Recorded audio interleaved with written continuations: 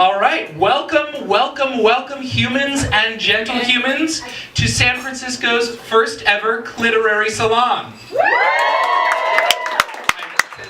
should pause for wild applause.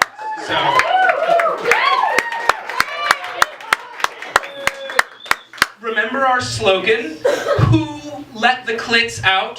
Say it with me, folks. There you go, you're way ahead of me. I should just pass out copies of this. I'm your MC tonight, Lewis Evans, the clitless clitorado, and I'm so happy to be with you all at this salon, at this historic speakeasy. Please give it up for our venue. And remember to tip your bartenders. Tonight is all about literature, the clitoris, and the warm, salty region where those two tectonic forces intermingle, a little place we call the delta of cliterature. We encourage you to take pictures, go on Facebook, and tweet about us, #ClitSalon. But we've got a great show coming up. Before we get started, I do want to thank everyone who's not going to be on the stage tonight who did make this evening possible. Thanks to the conservatory, which is the speakeasy we're in, to Ryan, who's at the door, to Kat, tip her well on the bar, and to Chris, effing Chris, working sound, and last but not least, our artist, Katie Morton.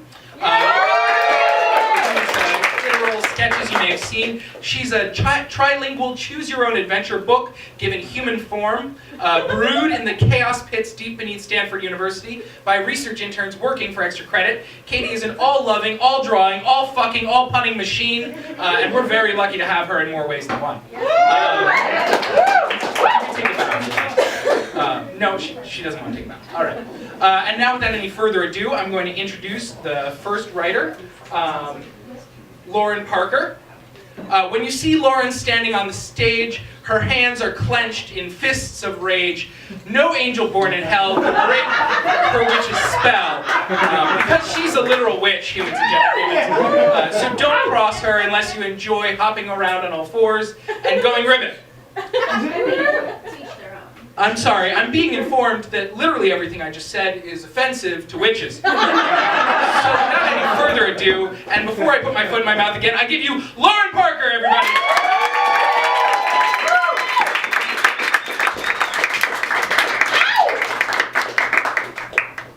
I'm really psyched that my tits are not out and that I did not crack my head on that thing. Thank you. So good. So this is called San Francisco Restaurant Week. Can everybody hear me? Yes. Okay. My lover has no microwave, but she has a pasta maker. She rolls the dough between her palms in the kitchen of her San Francisco studio. She shares a bathroom with the whole floor, but she says it's worth it to have the kitchen. She has a mini fridge, a single burner that can only be used when the window is open, and a pot with a copper bottom. She asks to cook for me. I bring wine. Her fingers move slowly, cracking the eggs on top of the snowy flour and flicking the sunny yolk with a fork, her wrists twitching like a cat's tail. She drags her nails against the plank of the wood from the IKEA bookcase she set on a stool and uses as a counter space as she kneads and folds the dough. Her grandmother emigrated from Hungary, but lived in an Italian neighborhood in Hartford. The ravioli are sacred. The steps are written on a tattered recipe card stained in olive oil and pressed fragments of basil. My grandmother taught me to make them so one day I could get a nice girl to love and marry me. All because of the ravioli, she says, pricking the thin skin, keeping a tomato together with the fine tip of a steak knife. We share the look that says it's too soon to feel like this, but we are saying it in our own ways. I'm swinging my hips to the rhythm of I love you, and she's sharing her grandmother's ravioli. She shows her affection by being useful, showing that what she can do for me, how she can love me. It's in the crinkles around her eyes and the thrust of her palm into the marigold lump of dough, crusted in the lacy, loose flour. Watching her is art, as her hands dip, dust, and soothe the messy, all-purpose flour that looks so fetal. It could be bread, it could be pie crust, it could be anything, but tonight it will be delicate, blooming ravioli drizzled in a butter and rosemary cream sauce. She cuts portions of dough and flattens them with the heel of her hand, rolling her palm over top of it so that her love line and lifeline are preserved. She runs the flattened slab of starch the metal slats of her pasta maker, whipping the hand crank around and around until a long gossamer swath of ravioli crepe lays on the wooden plank. She uses a spoon to brighten the filling and artfully stuff the dough, pressed so thin it looks like a pane of stained glass. It's late now, the process slow for inexperienced cooks, so we'll eat at midnight. The pasta maker is a splurge purchase, but the cutting wheel is her grandmother's, and it whistles as it cuts through the stuffed serpentine dough, catching the beat of the water boiling in the single burner. The open window pouring in the sound of the city. The cutter leaves scalloped sapphic edges, pressed together with 2 layers of thin pasta like lips puckering or hands touching. The water babbles and coos, and she pours salt into the pot like a Greek maiden pouring wine into gaping chalices. The upstairs neighbor is vacuuming, banging into walls and furniture, and I open the wine. It's a red that costs more than $10, which is a stretch for me. But I, too, have something to prove. I breathe with the wine. The alveoli in my lungs opening to accept the olive oil, the sour creaminess of ricotta, herbs I can't name but that remind me of a garden in a book I read as a child. The secret is to mix in a little bit of goat cheese to bring out the tanginess, she says, taking a sip of her wine. We are huddled around that IKEA piece of particle board with large streaks of laminate scraped off by a knife or spatula. Our heads are near touching, and it's a meal that settles into the chest as well as the stomach, pouring warmth through the frostbitten parts of your insides where stress and doubt have been allowed to reside. We eat each other as greedily as our handiwork, trading caresses like recipes, kissing like flicks of a paring knife. Her body amazes me, the scoop of her lower back, the riverbed between her breasts, the basin of her hips, her cock a coiled root vegetable. The hearty warmth of food that keeps winter misery at bay. Her teeth are a fork pressed into my shoulders, and we try to not kick over plates or upend the table when we fall into her bed. We emerge stained in sauces too intimate to write down the steps, but I try to remember them as clearly as I remember the care she takes when stuffing the flowering ravioli, the gentle lowering of the slotted spoon into churning water, salty like the sea. Dust settles after infatuation, and we go from spending nights wrapped in each other in the hazy intoxication of brie on day-old bread and blueberry balsamic on vanilla ice cream to long portions of quiet and store-bought gnocchi and sauce. When she offers to order in, my heart breaks. And every time she doesn't offer to make ravioli, I hear, "You aren't the woman I want to keep." Something has arisen, a tension, a gaminess that spoils the meal. Unkind. I clutch my worst traits to my breast, creating space between us as all the nutrients hit my bitterness first. She says I taste different, with a look on her face that means the dish didn't turn out right. Our love affair is no longer in season, the air too cold, the ground too hard, and I've started buying wine that's less than $10. We part without breaking up like lesbians often do. So much of our communication is unsaid, and we just know it's time to stop texting, to wind down, to meet quarterly for lunch and pageantry. We don't cook anymore, but we still have wine. She meets someone, I meet someone, we talk about them too much for comfort. We are too excited for one another to be believed.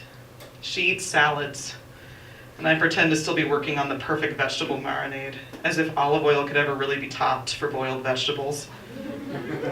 We fuck again, like flipping through a scrapbook. 6 seasons have gone by, and my body has forgotten hers, like ingredients in a foreign language. Was it mandorla for pine nuts? No, it was pinoli, I think. I grope around in my memory for snatches of pleasure, but fucking her is like taking up an old passion with new inspiration and finding your wrist ill-suited to hold a paintbrush. After I make pesto, grind herbs, butter bread, pour wine, grate hard cheese, squeezing the rind between my knuckles. My feet are planted. I am ready for what she has to say, stirring the sauce too frequently so that the basil bruises. She'll breathe sharply and say, "I have no more use for this, for you. I am convinced I am ready for it, this monologue of parting." But she doesn't say it, just sips Prosecco from the only wine glass I own, and I boil farfalle, My feet stay planted until she kisses me goodbye. I ask her to stay, but she scolds me. Never order off the menu. Her kiss is sweet, but flat, like the hardened clumps of aged garlic on the windowsill or rice left on the stove too long. I drink her leftover wine, eat the pesto leaning against the sink. She has left the stained recipe card behind on the pillow, the olive oil and basil stains creating filigree around the ancient cursive swirls of a Hungarian grandmother's handwriting. I try to make it myself. It's better than sex. Thank you.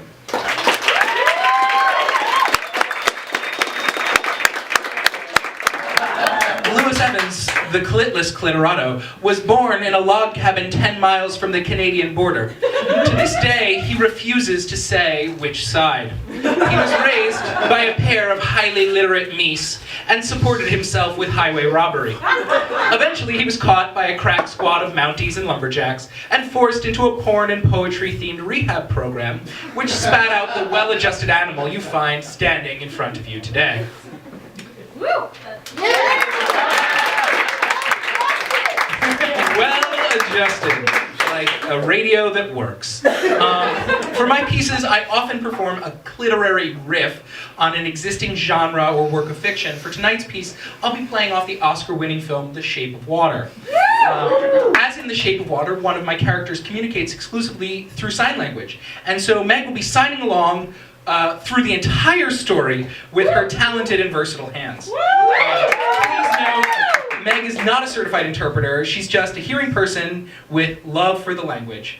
I also want to note that I thought she was just going to do some of the dialogue. She learned the entire fucking story. So give it up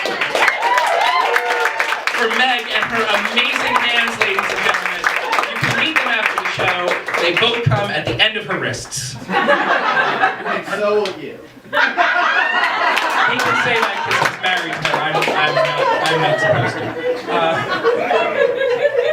All right, Meg, are we ready to go? Without further ado, I give you The Shape Down Under.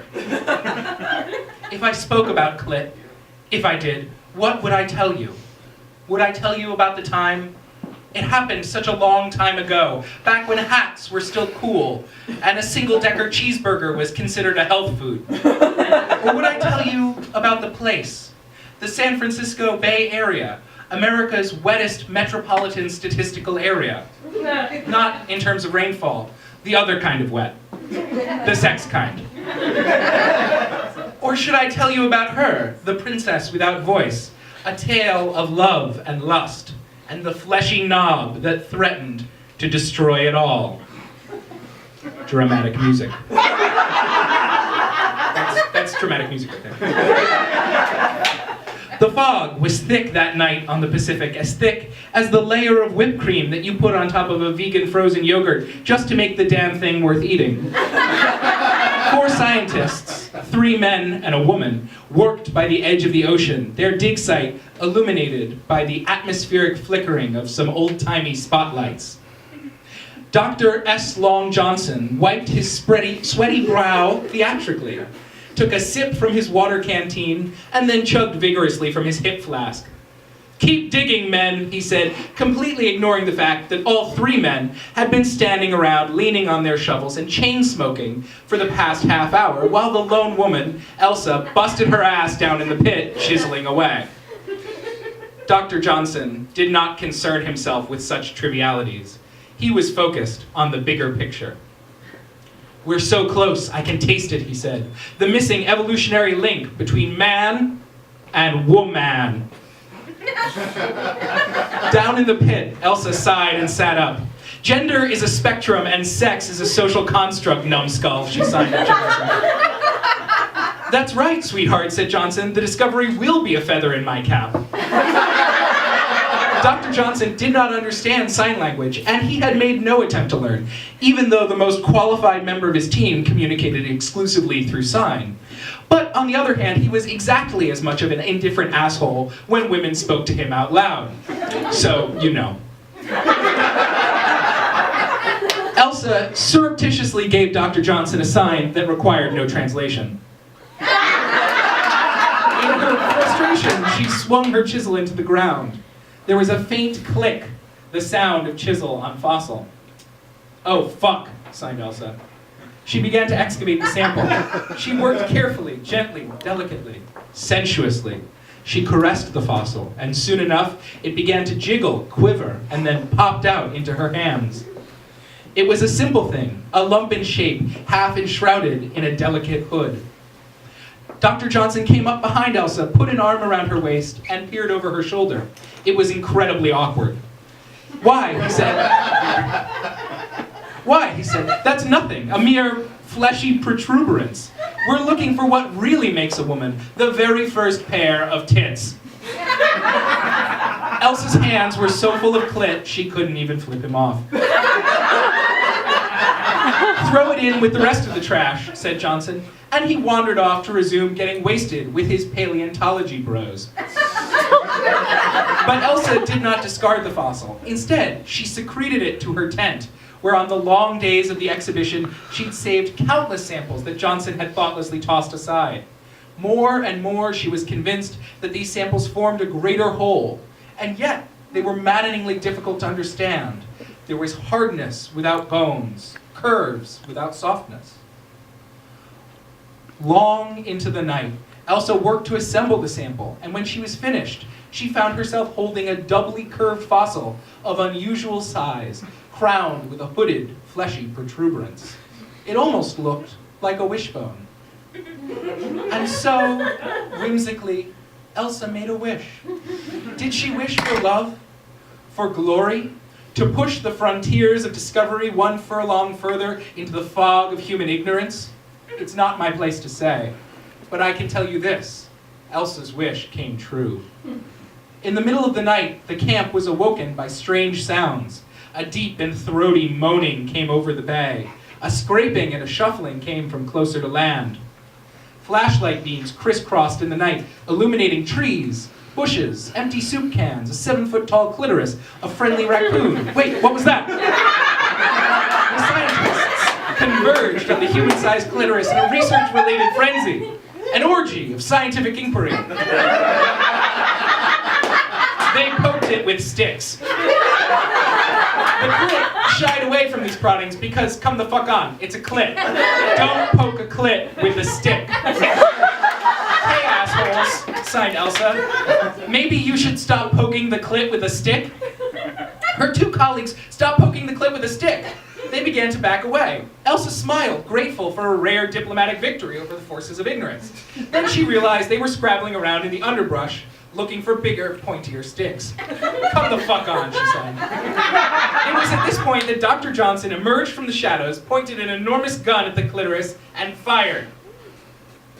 Fortunately, it was one of those t-shirt cannon-style guns that just shoots a huge weighted net. The nylon webbing enfolded the clitoris and brought it to the ground.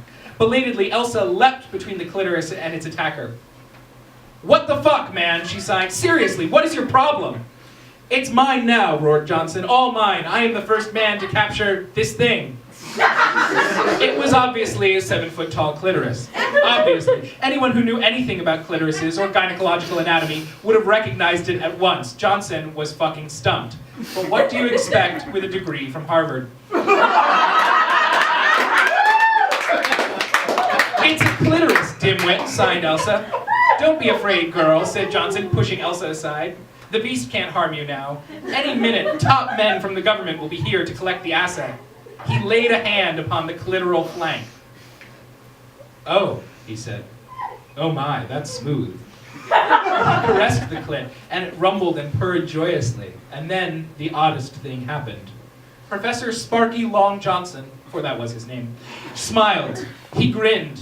He quivered ecstatically from the tip of his coiffed hairdo to the tips of his steel-toed boots, and also to the tip of another part of his anatomy, specifically his penis. That's right, penis. Sure, Guillermo del Toro did not dare to show fish dick to the world, but here at Cliterary Salon, we're made of stiffer stuff. For the very first time in his life, Professor Sparky had a deep, bone-shattering orgasm. He collapsed in a blissful puddle. And then, with no malice, but a determined attitude of self-preservation, the giant clitoris dissolved its way through the net, slurped Sparky out of his clothing, and ate him whole. Shit, sighed Elsa. It was at this exact instant that the sound of approaching helicopters became impossible to ignore. Elsa looked around. Her erstwhile colleagues had fled unnoticed, too boring and incidental to the story to even have names. It was just her, a giant clitoris, and the abandoned outfit of the late Sparky John. "Run," she signed to the clitoris. "Get out of here. Get into the ocean." The clitoris remained, imposing yet impassive. "Oh, what's the use?" she sighed. "You don't understand me either." Slowly, gently, a pair of mysterious, say it with me, fleshy protuberances emerged from the clitoris and reached for her.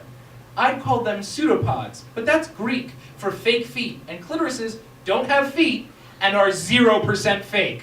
We'll just refer to them as nubbins. The nubbins gently held Elsa's hands, and then, delicately, they began to spell letters on her upturned palms. "A clitoris understands sign language," the clit wrote.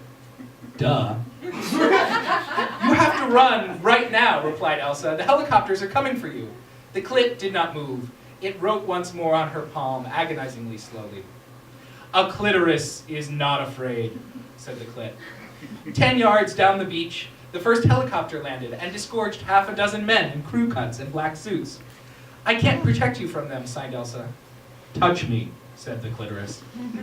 Elsa had never passed up a clitoral invitation, or clinvitation, before, and she wasn't about to start now. She laid both hands on the side of the clitoris. It felt amazing. It felt so good. She rubbed the clit a little and found that she was also becoming aroused, which normally happened when she rubbed someone's clit, come to think of it, but still, not like this. The men with guns were feet away, and Elsa was halfway to an orgasm when she realized her hands had sunk into the clit all the way up to her elbows. "You there," shouted one of the men. "Step away from the monster." Elsa's hands were stuck. She could not reply. Even if she could, the man would not have understood sign. And men with guns react very poorly to innocent people waving their hands in excitement. There was no way, yeah, it's political. It's political. Pro-clitoris, anti-death. There was no way out of Elsa's predicament. She could only dive deeper in. Elsa took a step forward, and she leaned in. Not in a lean-in, TM, Sheryl Sandberg corporate feminism way. More like physically leaning in so that she could merge with a giant clitoris. And merge she did. Elsa left the boring, stupid physical plane and plummeted into a warm, fleshy sea. The inside of the clit wasn't dark. It was brown and red and pink, shot through with golden fibers of pleasure. Elsa gasped in wonder, and clit stuff flooded into her mouth, which, again, she wouldn't say no to that. "It's so much bigger on the inside," she sighed in awe. It felt like she swam for hours, but suddenly, the whole vast clitoral ocean shuddered in agony.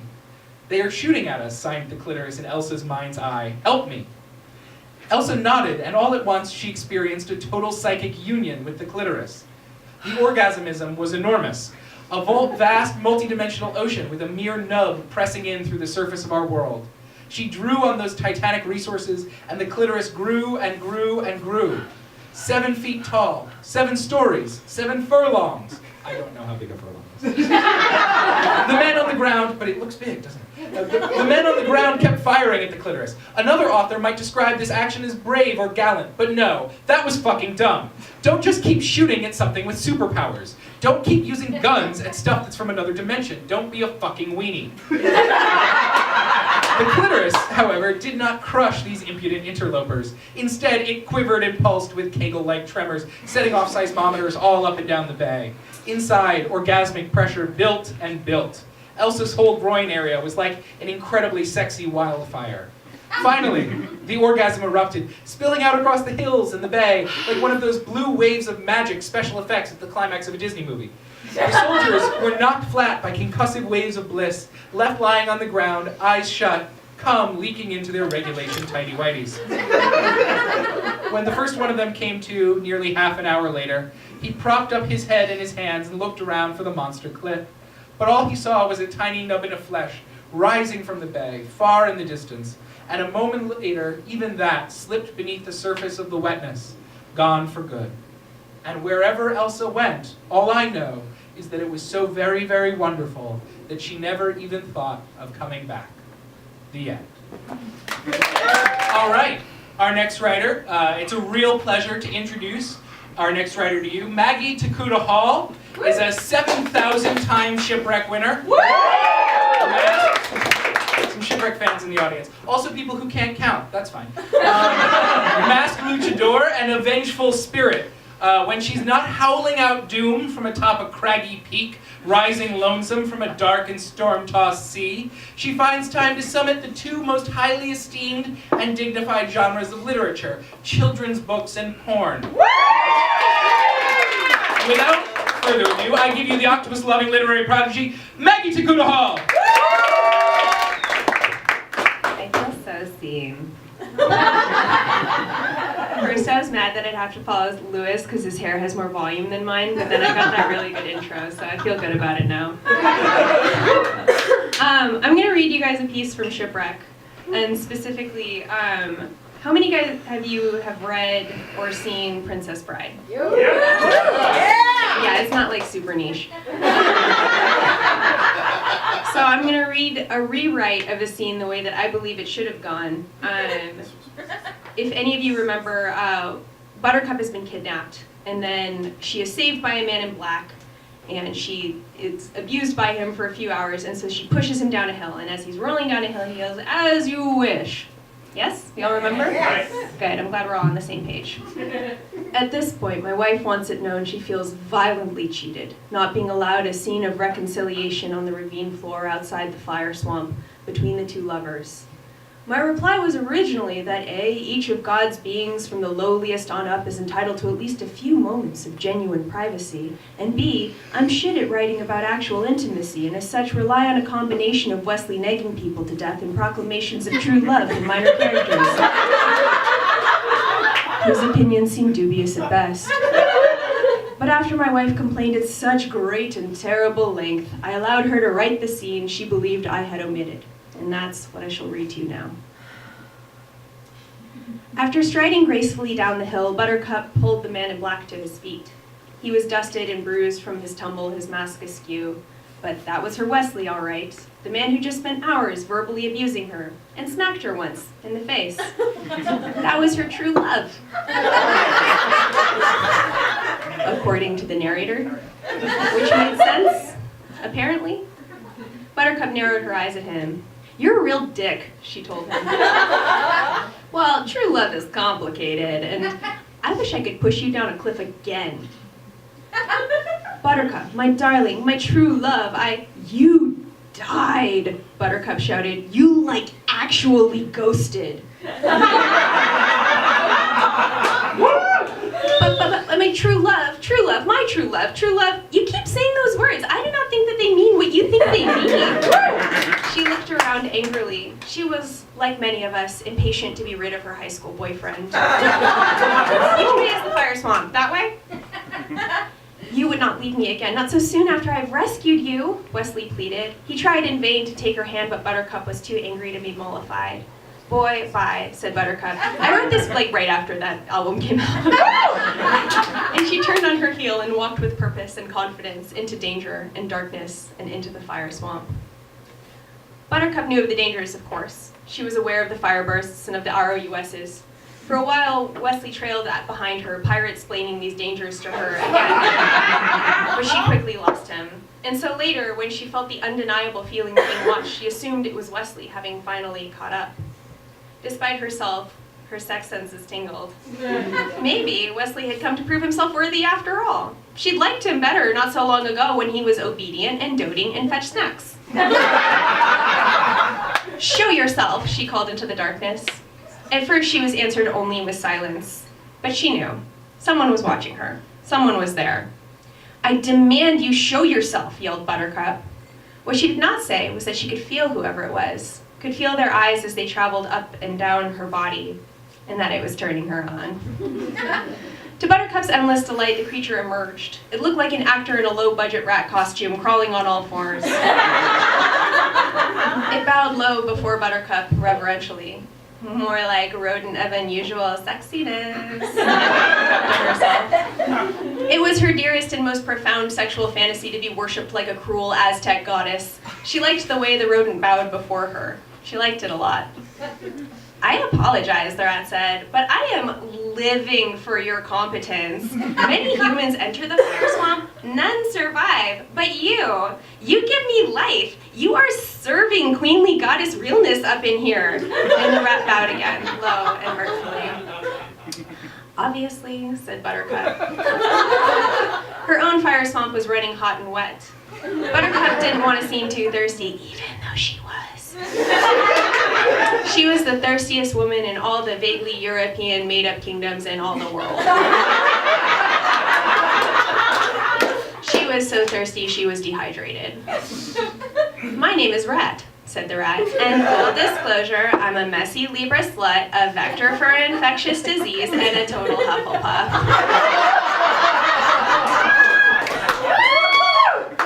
There's a Hufflepuff over there. And if you're down and it would please you, I'd like to get super strange all over your body, right here in the mud with our mammal parts. As I wish, Buttercup shouted. And in 2 urgent strides, Buttercup met Rat in an explosion of campy cult classic desire. Their bodies were instantaneously entangled as only a woman in a rat's body can be. That is to say, with Buttercup's arms wrapped tightly around Rat's musky body, her fingers digging into Rat's fur, and Rat's tail inching slowly, sexily up Buttercup's skirt. Rat's paws, though tiny in proportion to the rest of Rat's body, pawed effectively at Buttercup's titties, making her nipples taut with titillation. Buttercup got so wet the swamp became a mire. And when, after much expert teasing and stroking of Buttercup's pounding clitoris, Rat's tail finally penetrated her ravenous plot hole, Buttercup squirted so obviously that the mire became a cum marsh, which smelled fantastic. She and Rat scissored so vigorously, small fires broke out around them. Buttercup's labia minora rubbed against Rat's whatever it is that giant rats have. Labia majora rubbed against something furry and wet. Hairy taints smacked against hairier taints. Rat's tail found Buttercup's butthole, and Buttercup erupted into screams of pleasure. Convincing pyrotechnics exploded beside them, mimicking but not matching the catharsis of Buttercup's supernova of an orgasm. It may not have been love, but it was true. And it was hot. It was gross. Rat came, and then Buttercup came, and then Rat came, which made Buttercup come again too. Their cries and moans and grunts, a chorus of pleasure that rang throughout the swamp, into Gilder, and even echoed into Florin, and probably England also. Of all the fucking happening in all the world, Rat and Buttercup's fucking was the hottest. Far away, Wesley wondered what all the yodeling was. He, of course, had never known the cries of female orgasm. Nor would he ever in his short and embarrassing life. After hearing the oral evidence of Buttercup's hitherto unknown erotic mastery, he stumbled into a patch of quicksand created by their seemingly uncountable orgasms and died. Don't worry, super slowly. I'll never fuck another human again, Buttercup shouted. And she never did.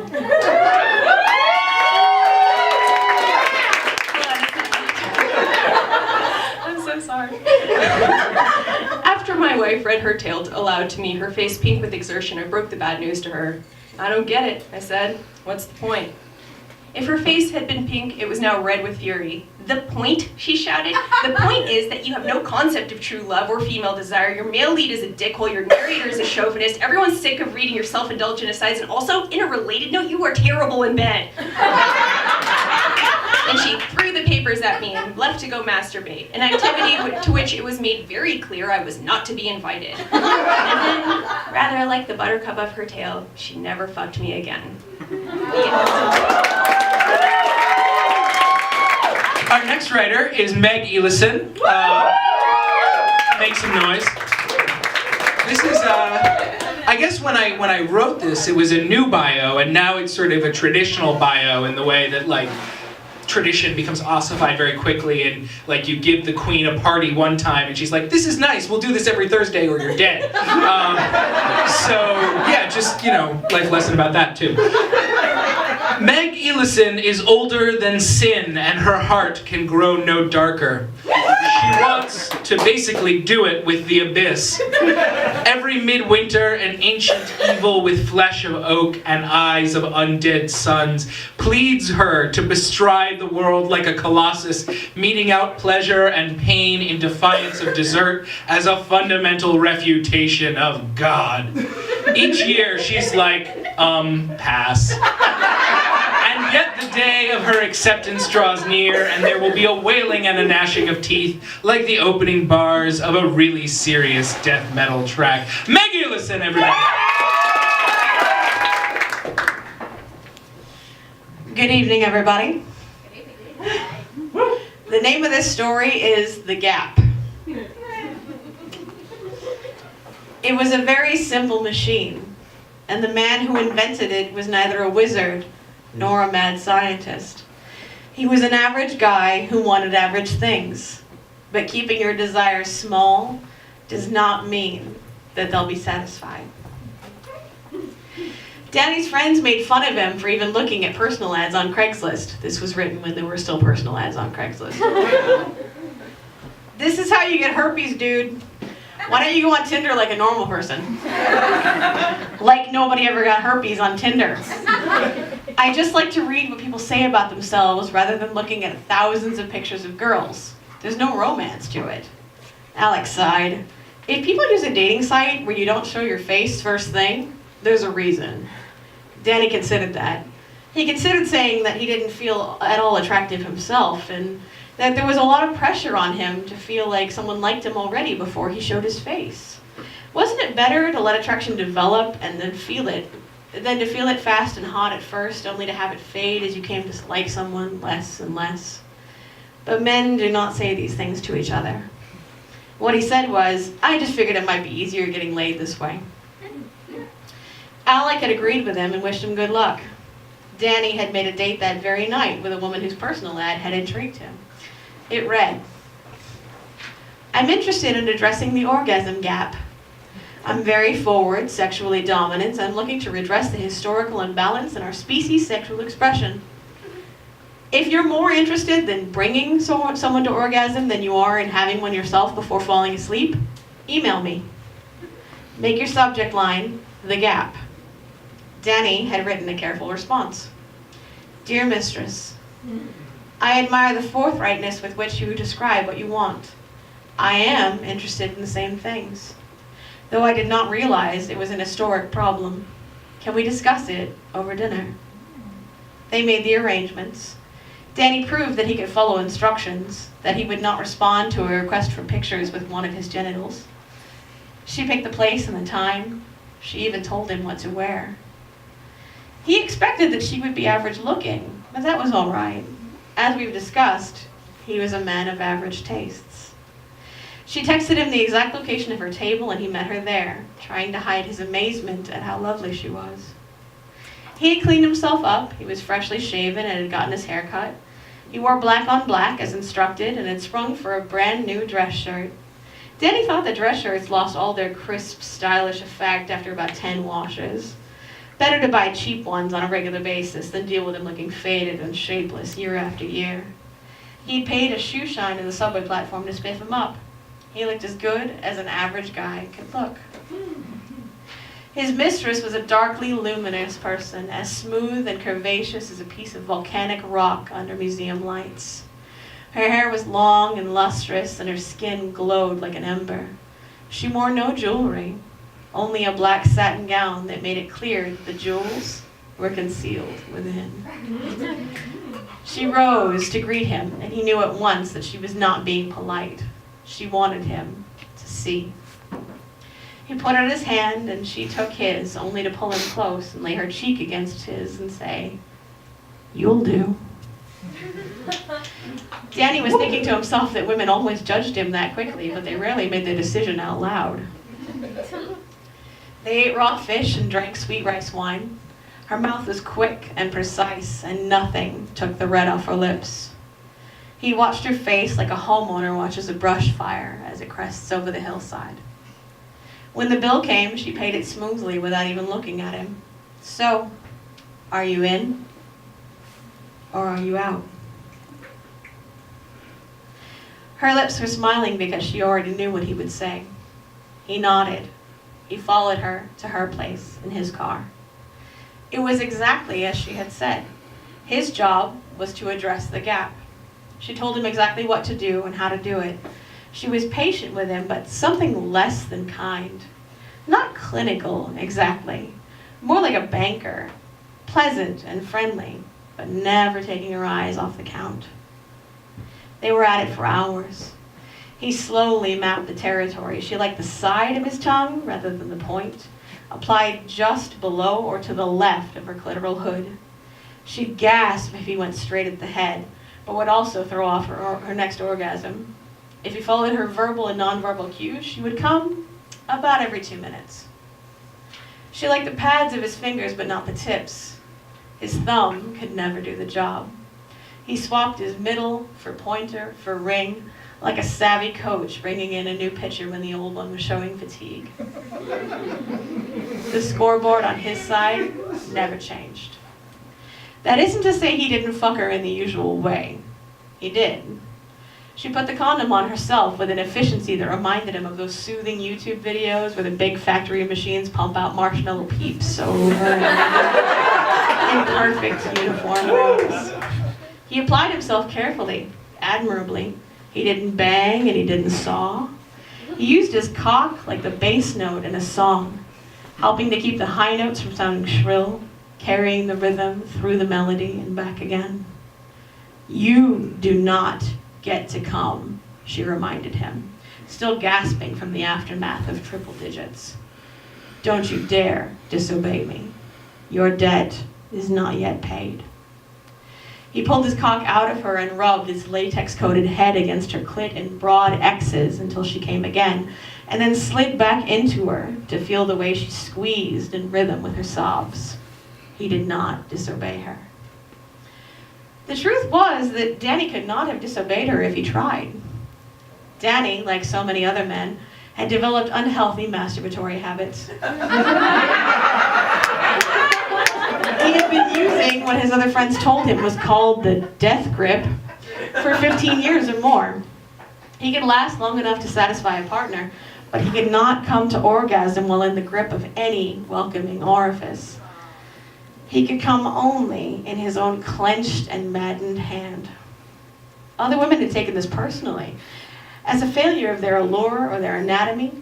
Danny, ashamed of himself but unable to say so, did not tell them why he couldn't come. He accepted their enthusiastic blowjobs and their spirited cowgirling, and then finished the way he always did, alone. It would have been easy to fix this problem. Danny had read on the internet about other guys who suffered this way, how they went cold turkey for a while and then set about the business of retraining themselves. He could have done that too. One guy even made up a shopping list of lubes and the right kind of sleeve to adjust the feeling of being inside someone. Danny did not try it. He became, instead, obsessed with the concept of multiple orgasms. He stayed up all night sometimes, reading the painstaking blogs of guys who could come twice, maybe 3 times in a night. Their agony and their ecstasy. Their tantra and their theories about chi, kundalini, yang essence. Danny watched his mistress now. She hardly seemed tired at all. If she was wearing makeup, it had not run. She glowed brighter still, not seeming to sweat, but only to steam the room around her like a jungle plant. She was naked and helpless, spread out before him, and completely in control. He hated her without knowing that's what he was feeling. He didn't have the bridge inside him that brought things out of his heart and into his mouth. So many don't. He just had a river that flowed between, mixing things up and churning it all toward the sea of his mind, The sea he thought was salty and full of logical creatures, rather than the betentacled de novo strangers of the deep. Now, the machine. Danny was a man who knew machines and had made them all his life. The logical sea of his salty brain understood machines better than anything else. It was just like a phone, taking packets of information from one side and sending them to the other with almost no lag. It was like a TENS unit, moving muscles without any help from the central nervous system. It was like magic, somehow, but any machine that's good enough seems to be. He was not a magician. He was not mad. He was just an average man who wanted something that he couldn't have. He was afraid to try it on his mistress. She was so sure of herself, and he knew it would make her angry. But there was nobody else. He didn't want to have to start over with another woman and maybe end up with one who wasn't as good at it. "You know what I want you to do," she said, sliding out of her red robe and lying on her bed. "You know what you owe me." He did, and he brought her face down into her heat to start paying his bill. The machine was in his pocket. It didn't even beep. She blinked, her contorted face smoothing out in confusion. "I was so close," she breathed. "That was weird." He pressed his face into her thighs. It washed over him. It wasn't like one of his. It didn't leave him feeling like death was only an arm's length away. It rushed through him like gold flake and champagne in his veins, bringing heat into his extremities and making him rampant for more. For more! "Let's try again," he told her. He flipped her over onto her knees with her hands on her headboard. He worked her clit with his baseball team of fingers, his other hand pawing at her nipples exactly as she had instructed him to do. He felt it gathering in her, that electric, rising feeling that means a storm is about to break. He brought her to the edge, feeling her whole body tense and prepare for the long, glorious fall, and there it was again. He had to bite his cheek to keep it from making him scream. His abs fired and his body curled involuntarily. He saw stars, and his hands clutched at her too hard. She looked over her shoulder, suspicious, and then down at his phallus. He was dry. He wasn't even hard. It had happened, but it had happened somewhere else. There was no evidence. "No, mistress." The suspicion would not leave her face, but she was determined. She had him try everything. She rode his cock and inspected the reservoir tip of the condom, dumbfounded to find it empty and feel herself as yet unpaid. She brought out every toy she owned, turned the dials up to max, and used them in combination with one another. She paddled him and whispered filth in his ears. She pushed her own taboos in his, but nothing came, and neither did she. Danny was drowning. He was lost to an ecstasy so great it was almost a species of pain. He was powerless against it, and his simple machine was still in his pocket, in his pants, which she had thrown across the room. "Okay," she said, okay. "If this doesn't work, I'm going to the doctor tomorrow." She licked her lips and handed him 2 pieces of machinery.